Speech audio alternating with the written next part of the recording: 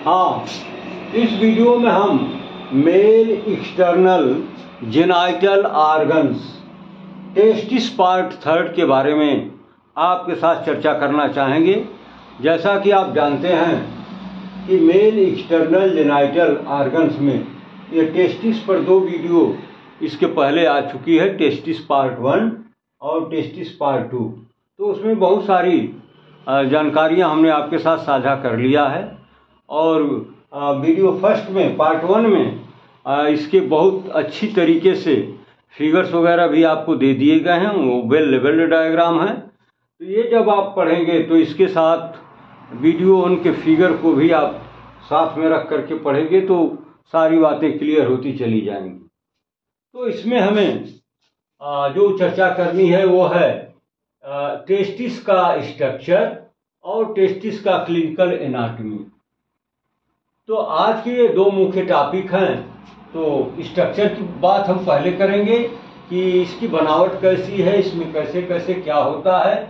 इसके बाद फिर हम आएंगे clinical anatomy of testis. Clinical anatomy of testis में ये कुछ मुख्य पॉइंट्स हैं, जैसे torsion of the testis, varicocele, cancer of testis, orchitis और एपिडिडीमाइटिस, ओलिगोस्पर्मिया, एंजियोस्पर्मिया, हिमेटोसील एंड पायोसील। तो ये इस वीडियो के मुख्य पॉइंट्स हैं जिन पर हम आपके साथ चर्चा करना चाहेंगे। तो सबसे पहले आइए देखते हैं कि किडनी की बनावट कैसी है, इसका स्ट्रक्चर कैसे होता है। तो ये सारी बातें इसमें आपको मिलेंगी। आइए हम शुरू करते हैं स्ट्रक्चर ऑफ टेस्टिस। और टेस्टिस के स्ट्रक्चर में आप पाएंगे कि इसमें 200 से 300 की संख्या तक कुछ लोब्यूल्स पाए जाते हैं। लोब्यूल्स मतलब छोटे छोटे खंड पाए जाते हैं, जिनकी संख्या बताई जाती है 200 से 300। 200 to 300 lobules are present in each testis. ये जो लोब्यूल्स होते हैं ये फिर क्या करते हैं, प्रत्येक लोब्यूल्स में 2 से 3 की संख्या में कोई और ट्यूब्यूल पाया जाता है, जिसको हम नाम देते हैं सेमाइनिफेरस ट्यूब्यूल्स, जिसकी संख्या बताई जाती है 2 से 3। यानी ये 200 to 300 जो लोब्यूल्स बताए गए हैं, तो इसमें प्रत्येक लोब्यूल्स में 2 से 3 की संख्या में एक और ट्यूब्यूल पाया जाता है, जिसको हम नाम देते हैं सेमाइनिफेरस ट्यूब्यूल। अब ये जो ट्यूब्यूल्स हैं, तो each tubule is highly coiled. ये काफी कुंडलित होते हैं, हाईली क्वाइल्ड होते हैं, यानी इनका जो रेटिकुलर शेप है वो काफी डेंस होता है। और जब ये क्वाइल्ड होते हैं तो इनकी लंबाई चौड़ाई बहुत कम दिखती है, लेकिन जब इनको हम स्ट्रेच करते हैं, फैला करके मेजर करते हैं, तो इनकी लंबाई निकलती है लगभग 60 सेंटीमीटर।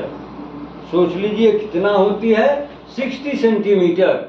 और इसका डायमीटर जो है 0.2 mm तक होता है। The tubules are lined by cells. ये जो ट्यूब्यूल्स रहते हैं एक स्पेसिफिक सेल के द्वारा लाइंड किए जाते हैं, जो ये स्पर्मेटोजोआ के फॉर्मेशन के स्टेजेस को रिप्रेजेंट करते हैं। ये सेल कैसी होती हैं, ये स्पर्मेटोजोआ के फॉर्मेशन के स्टेजेस को ये रिप्रेजेंट करने वाली सेल होती हैं, जो ट्यूब्यूल्स के अंदर से लाइंस करती हैं। The seminiferous tubules join together. ये जो 2 से 3 की संख्या में सेमाइनिफेरस ट्यूब्यूल्स की चर्चा ऊपर की गई है, तो आगे उसका होता क्या है। तो सेमाइनिफेरस ट्यूब्यूल्स ज्वाइन टुगेदर, ये आपस में मिल जाती हैं। कहाँ, at the apices of the lobules to form. ये जो लोब्यूल्स का एपेक्स है, वहां पर ये 2 से 3 की संख्या में जो सेमाइनिफेरस ट्यूब्यूल बताई गई, ये यूनाइट हो जाती हैं। किस लिए यूनाइट होती हैं, तो ये बनाती हैं, क्या बनाती हैं, स्ट्रेट ट्यूब्यूल्स, जो बिल्कुल किडनी में वो वर्टिकल इन शेप होता है। स्ट्रेट ट्यूब्यूल का फॉर्मेशन करते हैं इन स्टेट ट्यूब्यूल्स की संख्या बताई जाती है 20 to 30। यानी ये जो सेमानिफेरस ट्यूब्यूल हैं जब आपस में एक दूसरे को ज्वाइन करते हैं तो क्या बन जाता है, 20 to 30 की संख्या में स्ट्रेट ट्यूब्यूल्स का फॉर्मेशन हो जाता है। अब ये जो स्टेट ट्यूब्यूल्स होता है वो करता क्या है कि वो टेस्टिस के मीडियस्टाइनम में एंट्री कर जाता है। फिर यहाँ पर क्या होता है कि here the anastomoses with each other, वो आपस में एक दूसरे के साथ एनास्टमोसिस कर लेते हैं, यानी एक दूसरे से जुड़ जाते हैं। किस लिए जुड़ जाते हैं, to form a network of tubules, यानी ट्यूब्यूल्स का एक नेटवर्किंग तैयार करने के लिए ये आपस में एक दूसरे के साथ जुड़ जाते हैं। तो क्या होता है, कॉल्ड द रीट टेस्टिस, एक अदर स्ट्रक्चर का निर्माण हो जाता है, रचना बन जाती है, जिसको हम नाम देते हैं रीट टेस्टिस। ये रीट टेस्टिस क्या है, ये जो ट्यूब्यूल्स 20 to 30 की संख्या में स्टेट ट्यूब्यूल्स बताए गए वो आपस में एक दूसरे के साथ एनास्टमोसिस कर लेते हैं। तो इसी का रिजल्ट होता है फॉर्मेशन ऑफ रीट टेस्टिस। अब ये रीट टेस्टिस क्या करते हैं, तो इनसे 12 to 30 की संख्या में क्या बनता है, इफरेंट डक्ट्यूल्स, कुछ बहुत पतले पतले डक्ट का फॉर्मेशन होता है जिनको हम इफरेंट नाम देते हैं। इफरेंट और अफरेंट का नाम तो आपने सुना होगा। अफरेंट वो होता है जब कोई सबस्टेंस को सेंटर में ले जाकर के फील करता है, पहुंचा देता है, उसको कहते हैं इफरेंट। अफरेंट और जो वहां से उस मटेरियल को निकाल करके अवे फ्रॉम द सेंटर ले जाता है तो उसको नाम देते हैं इफरेंट। तो कुछ इसी तरह का काम इनके भी जिम्मे होता है। ये 12 to 30 की संख्या में ये जो डक्ट्यूल्स बनते हैं ये कैसे होते हैं, these are efferent in nature not afferent. ये डक्ट्यूल्स क्या इफरेंट करते हैं ये आगे आपको मिल जाएगा। विच इमर्ज, कहाँ दिखते हैं, near the upper pole of the testis, ये टेस्टिस के अपर पोल के पास ये प्रकट होते हैं, दिखाई देने लगते हैं। इसके बाद एंड इंटर द एपिडिडाइमिस, फिर ये कहाँ एंट्री कर जाते हैं, एपिडिडाइमिस के अंदर ये एंट्री कर जाते हैं। Hear each tubule becomes highly coiled, यहाँ पर ये जो क्वाइल्ड ये ट्यूब्यूल्स है ये काफी हायर ग्रेड क्वाइल्ड बना देता है and forms a lobe of the head of epididymis, और ये एपिडिडाइमिस के एक लोब का हेड बना देता है। और क्या करता है, the tubules end in a single duct, ये जो बना ये फिर एक सिंगल डक्ट में इंड हो जाता है, जिसको हम नाम, जो एक क्वाइल्ड स्ट्रक्चर अपने आप में स्वयं पहले से होता है उसी में इसकी एंट्री हो जाती है। किस लिए, to form the body and tail of the epididymis. Epididymis क्या है ये आगे आपको मिलेगा। तो एपिडिडाइमिस की बॉडी और टेल का फॉर्मेशन इन्हीं के द्वारा किया जाता है। It is continuous with ductus difference, इसमें कंटिन्यू हो जाते हैं। ये इसकी जो एपिडिडाइमिस की बॉडी बनती है फिर टेल बनता है, तो ये किसमें कंटिन्यू हो जाते हैं, डक्टस डिफरेंस में। ये वही डक्ट है जो स्पर्म को कन्वे करते हुए कहाँ लेके चली जाती है, सेमाइनल वेसिकल तक, और फिर वहां जाकर के इजेकुलेटरी डक्ट में इसको मिक्स कर देती है। अब आ जाइए, तो ये तो बिंदु रहा इसके स्ट्रक्चर का। अब हम बात करेंगे इसके क्लिनिकल एनाटॉमी की। तो इसमें 7 पॉइंट मुख्य रूप से दिए गए हैं। पहला है टार्जन ऑफ द टेस्टिस। ये क्या होता है, यह एक ऐसी कंडीशन है टेस्टिस की जिसमें rotation of the testis round the spermatic cord, testis के अंदर क्या पहुंचा होता है, स्पर्मेटिक कार्ड हैंग करता हुआ है उसके अपर पार्ट में, तो उसके चारों तरफ इसमें रोटेशन होता है। और कहाँ होता है, इस स्क्रूटम में ये जो स्पर्मेटिक कार्ड है वो एंट्री कर जाता है। तो उसी के इर्द गिर्द ये टेस्टिस के रोटेशन को हम नाम देते हैं टार्जन ऑफ टेस्टिस। दूसरा पॉइंट इसके क्लिनिकल में बताया गया वैरिकोसील। ये वैरिकोसील क्या है? ये पेम्पिनिफॉर्म जो प्लेक्सस है वेन्स का, वो जब कुंडलित हो जाती हैं तो उन्हीं को हम नाम दो गुच्छम गुच्छा हो जाती हैं, तो उसी को कहते हैं पेम्पिनिफॉर्म प्लेक्सस। ये कैसे बनता है? तो वेन्स की ये नेटवर्किंग है, वाइल्ड स्ट्रक्चर है वेन्स का, तो इसी को कहते हैं पेम्पिनिफॉर्म प्लेक्सस। तो ये जो कंडीशन होती है इसमें होता क्या है कि pampiniform plexus of testis are dilated, यानी ये जो वेन्स हैं ये डायलेट हो जाती हैं, और क्या होता है टार्टुअस, यानी आपस में वो गुच्छम गुच्छा तुड़ मुड़ जाती हैं, उनमें काफी लुपिंग हो जाती है, टर्निंग हो जाती है, मुड़ जाती हैं। Which is more common left side, जो किडनी के लेफ्ट साइड में यह प्राय एक कंडीशन बनती है। तीसरा जो इसमें पॉइंट बताया गया वो है कैंसर ऑफ टेस्टिस, यानी जैसे बॉडी के अदर पार्ट में ऑर्गन्स में कार्सिनोमा की उत्पत्ति हो सकती है, उसी तरीके से टेस्टिस के अंदर भी कार्सिनोमा डेवलप कर सकता है। तो वही चीज यहाँ पर दिया गया कि कैंसर ऑफ टेस्टिस। तो क्या टेस्टिस में भी कैंसर हो सकता है? हाँ, हो सकता है। जैसे बॉडी के अंदर बहुत सारे पार्ट्स हैं, ऑर्गन्स हैं जिनमें कार्सिनोमा हो सकता है, तो टेस्टिस भी बॉडी का एक ऑर्गन है, उसमें भी कार्सिनोमा डेवलप कर सकता है। तो cancer of testis spreads to involve the lumbar lymph nodes. अगर इसमें कार्सिनोमा हो जाता है टेस्टिस में, तो ये कहाँ तक फैल जाता है? ये लंबर रीजन में जो लिम्फ नोड्स होते हैं वहां तक ये फैल जाता है। Because the testis descends from the posterior abdominal wall to the scrotum, क्योंकि ये जो टेस्टिस है पहले इसका फॉर्मेशन तो एब्डोमेन में होता है, वहां से फिर ये क्रॉनिकली जो पोस्टीरियर एब्डोमिनल वॉल है उसके सहारे ये धीरे धीरे डिसेंड करता हुआ तब स्क्रोटम में पहुंचता है।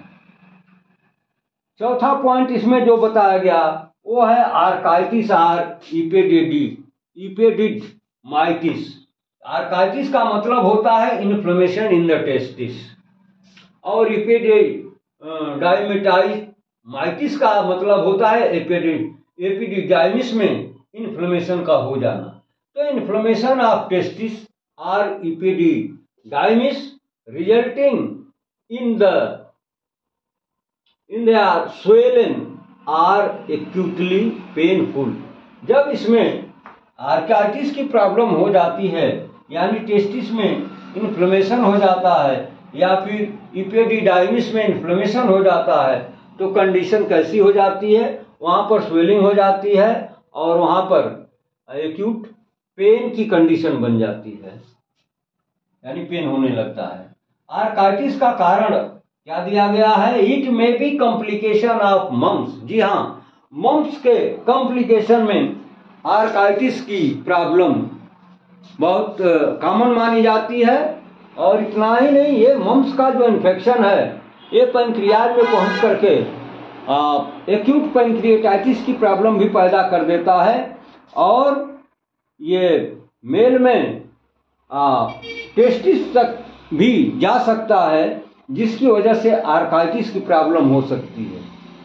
और ये फीमेल में ओवरी तक भी जा सकता है, वहां पर ओवेराइटिस की प्रॉब्लम, ओफ्राइटिस की प्रॉब्लम हो सकती है। तो ये बहुत ही घातक है ये मम्स का इन्फेक्शन। ये इतना है कि इसका फोकस टेस्टिस तक भी जाता है और फीमेल के केस में ओवरी तक जाता है। कंडीशन क्या होती है? ये कभी कभी इतना सीवियर हो जाता है कि इनफर्टिलिटी की कंडीशन भी ये पैदा कर देता है, क्योंकि जब टेस्टिस में इन्फ्लेमेशन होगा तो नॉर्मल हेल्दी स्पर्म का प्रोडक्शन शायद नहीं होगा, तो फिर इनफर्टिलिटी की कंडीशन बनेगी। और in the case of female, जब ओवरी में इन्फ्लेमेशन होगा, डिफेक्टिव हो जाएगी ओवरी, तो प्रॉपर मैच्योर नॉर्मल ओवा का प्रोडक्शन नहीं होगा, तो फिर वहां भी इनफर्टिलिटी की कंडीशन बन जाएगी। तो इतना घातक होता है ये कॉम्प्लिकेशन ऑफ मम्स। अब आ जाइए ओलिगोस्पर्मिया। ओलिगो का मतलब होता है फ्यू, थोड़ा। जब टेस्टिस प्रॉपर संख्या में, नंबर में स्पर्म का प्रोडक्शन करने में फेल हो जाती है तो एक कंडीशन बनती है ओलिगोस्पर्मिया की। तो ओलिगोस्पर्मिया क्या है? जब टेस्टिस फेल हो जाए प्रॉपर संख्या में, नॉर्मल काउंट ऑफ स्पर्म के प्रोडक्शन में, तो उसको हम कहते हैं ओलिगोस्पर्मिया। अगला पॉइंट दिया है एजोस्पर्मिया, यानी टेस्टिस जब पूरी तरीके से स्पर्म का प्रोडक्शन करने में फेल हो जाता है, यानी स्पर्म का प्रोडक्शन बिल्कुल बंद हो जाता है, नहीं होता है, तो उस कंडीशन को हम नाम देते हैं एजोस्पर्मिया। सातवां एवं लास्ट पॉइंट बताया गया हिमैटोसील एंड पायोसील। हिमैटोसील जैसा नाम वैसा काम। हिमैटो का मतलब आप समझते हैं ब्लड, और पायोसील का मतलब होता है पस। यानी टेस्टिस के अंदर जब ब्लड या पस का कलेक्शन हो जाए तो उसको हम नाम देते हैं हिमैटोसील एंड पायोसील। यानी कभी कभी कंडीशन ऐसी होती है कि ब्लड का कलेक्शन हो जाता है, अगर सिर्फ ब्लड है, पस नहीं है, तो उसको हम नाम देंगे हिमैटोसील, और ब्लड नहीं है, शुद्ध रूप से पस कलेक्शन हुआ है, तो उसको नाम देते हैं पायोसील। लेकिन जब दोनों एक साथ हो जाए तो उसको नाम देते हैं हिमैटोसील एंड पायोसील। तो ये कंडीशन बनती है, या इस तरह की प्रॉब्लम टेस्टिस में हो जाया करती है। तो ये रहा male external genital organs testis part 3 में टेस्टिस का स्ट्रक्चर और टेस्टिस की क्लिनिकल एनाटॉमी। इसमें मुख्य बिंदु आपको इसका स्ट्रक्चर बता दिया गया। इसमें 200 to 300 तक लोब्यूल्स पाए जाते हैं। 2 to 3 के संख्या में सेमाइनस फेरस ट्यूब्यूल पाए जाते हैं, और इतने कॉइल्ड होते हैं कि ये देखने में बहुत छोटे होते हैं, लेकिन जब इनको हम स्ट्रेच करते हैं, फैलाते हैं, तो इनकी लेंथ 60 सेंटीमीटर तक हो जाती है और इनका डायमीटर हो जाता है 0.2 mm तक।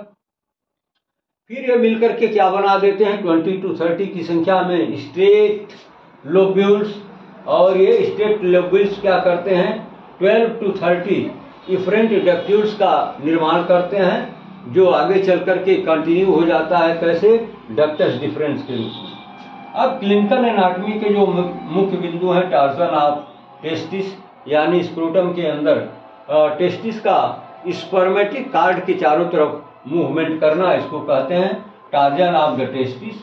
वैरिकोसील, ये क्या होता है, तो ये जो वेन्स होती हैं उनकी नेटवर्किंग में जब स्वेलिंग हो जाए और वो काफी क्वाइल्ड हो जाए, तो फिर बात क्या होती है, टार्टुअस हो जाए, यानी टेढ़ी मेढ़ी रस्सी के समान हो जाए, तो इसी कंडीशन को हम नाम देते हैं वैरिकोसील। और अगला पॉइंट बताया गया cancer of testis. Cancer of testis क्या है, यानी बॉडी के अदर ऑर्गन के समान ही टेस्टिस में भी कार्सिनोमा की प्रॉब्लम हो सकती है। यह कोई बहुत रेयर केस नहीं है, कार्सिनोमा हो सकता है, एक सामान्य सी बात है। अगला पॉइंट इसमें बताया गया है इन्फेक्शन ऑफ मम्स। ये मम्स का इन्फेक्शन इतना घातक है कि जब ये टेस्टिस तक पहुंचता है तो वहाँ पर आर्काइटिस की प्रॉब्लम, यानी टेस्टिस में इन्फ्लेमेशन पैदा करता है, जिससे प्रॉपर और नॉर्मल हेल्दी स्पर्म का फॉर्मेशन प्रभावित होता है, और कभी कभी दुर्भाग्य जब साथ देता है तो वह व्यक्ति इनफर्टिलिटी का शिकार भी हो जाता है। लेकिन in the case of female जब इसका इफेक्ट कहाँ तक, ओवरी तक पहुँचता है, तो वहाँ पर ओफ्राइटिस की प्रॉब्लम होती है और प्रॉपर और हेल्दी ओवा का प्रोडक्शन नहीं हो पाता है, तो फिर वो फीमेल इनफर्टिलिटी का शिकार हो जाती है। और ये मम्स का इन्फेक्शन जब पैंक्रियाज तक पहुँचता है तो वहाँ पर ये एक्यूट पैंक्रिएटाइटिस की प्रॉब्लम क्रिएट कर देता है। तो इतना घातक होता है मम्स का ये कॉम्प्लिकेशन, इन्फेक्शन। अगला पॉइंट दिया है ओलिगोस्पर्मिया। जब टेस्टिस के अंदर स्पर्म का जो काउंट है वो प्रॉपर वे में एडिक्वेट, यानी जितना नॉर्मली होना चाहिए उसकी संख्या उसकी बहुत कम हो जाए, माने कम संख्या में जब स्पर्म का प्रोडक्शन टेस्टिस करे, तो उसको कहते हैं ओलिगोस्पर्मिया। एजोस्पर्मिया क्या है, जब बिल्कुल एब्सेंट हो जाए, इसका प्रोडक्शन शून्य हो जाए स्पर्म का, तो उसको कहते हैं एजुस्पर्मिया। और अंत में हिमेटोसील एंड पायोसील की भी प्रॉब्लम हो सकती है टेस्टिस में। जब ब्लड का एक्यूमुलेशन हो जाए, कलेक्शन हो जाए, तो उसको हिमेटोसील, जब पस का हो जाए तो उसको कहेंगे पायोसील, जब दोनों का हो जाए तो एक ही साथ नाम देंगे, हिमेटोसील एंड पायोसील। तो अब इसके साथ इस वीडियो को हम क्लोज करना चाहेंगे। बाकी अगली वीडियो में हम कुछ और नई चीज़ें लेकर के आएंगे।